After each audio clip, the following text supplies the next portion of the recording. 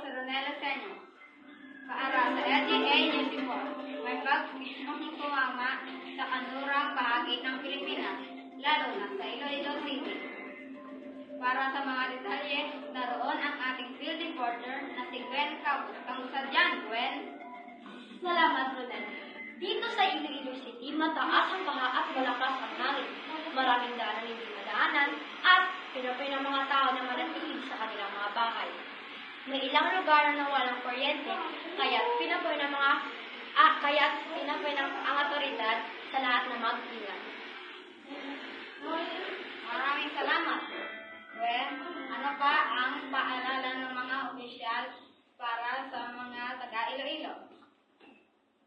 Sabi ng mga opisyal, manatili po tayo sa loob ng bahay at magdala ng mga emergency supplies.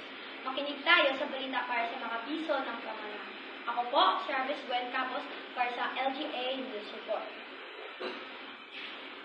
Salamat. Gwen, muli, mag-ingat po tayo at magiging.